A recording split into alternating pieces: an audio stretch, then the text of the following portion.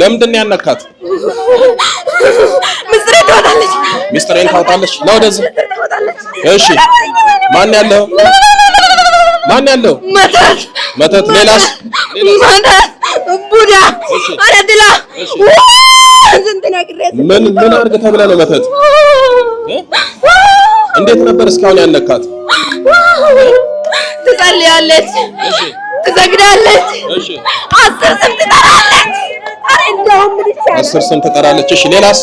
በስላሴ ስም ምን አረጋችኋት? ምን አላረኩ ነገር የለ። ልጅ አሳጣሁት፣ ስራ አሳጣሁት። ብታይ ሱቁ ማአት ነበር በፊት፣ አሁን ግን ባዶ ቀረ። ስንት ሱቅ ነበራት?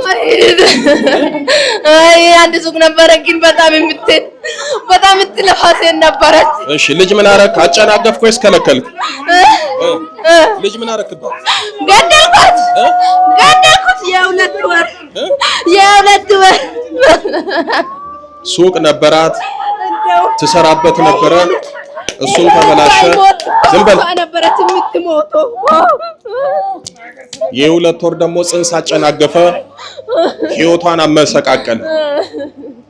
አንዳንድ ጊዜ በመተት ክፉ ሰዎች ክፉ ነገር ያደርጉብናል።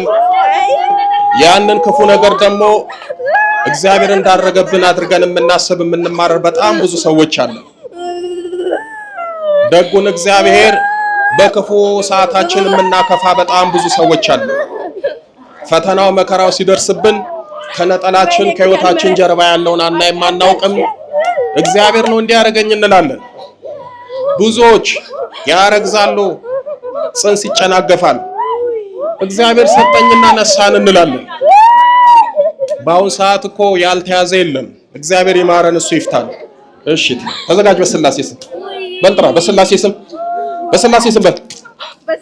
በመድኃኔዓለም ስም በኪዳነ ምሕረት ስም በቅዱስ ሚካኤል ስም በቅዱስ ገብርኤል ስም በቅዱስ ሩፋኤል ስም ሁላችንም ለቀናል። በስላሴ ስም በሲኦል ታስረናል። የዘጋነውን እድሏን የዘጋነውን ማህፀኗን በኪዳነ ምሕረት ስም ከፍተናል። በል 7 ጮህ እናውጣ አንድ ላይ ቶሎ በል። አንድ ቀጥል። ቀጥል። 4 ቀጥል። 5 ቀጥል። 6 በመጨረሻ ገንዘና ቅዱስ ገብርኤል ሲኦል ያወርድ። እግዚአብሔር የተመሰገነውን መብራንን አመስግኑላት። ታይ ነይ እናቴ። እግዚአብሔር ደህና ነሽ? እንዴት ነሽ? ደህና ነሽ? እግዚአብሔር ይመስገን። ሱቅ ነበረሽ? እሱም እንዳይሆን ሆነ። አርግዘሽ ነበር? ከዛ ምን ሆነ? ወልጄ በሁለተኛ ወር ነው ያጣሁት። ወልደሽ ነው የሞተብሽ? ወልጄው የ2 ወር ነው ያጣሁት። እንግዲህ መተቱ የቤተሰቡ ዛር ጉዳውን እንዲያረጋሽ ለቤታችን የመጨረሻ ታርግልሽ። መብራን የተባረከ ሊት ትስጥሽ በሏት።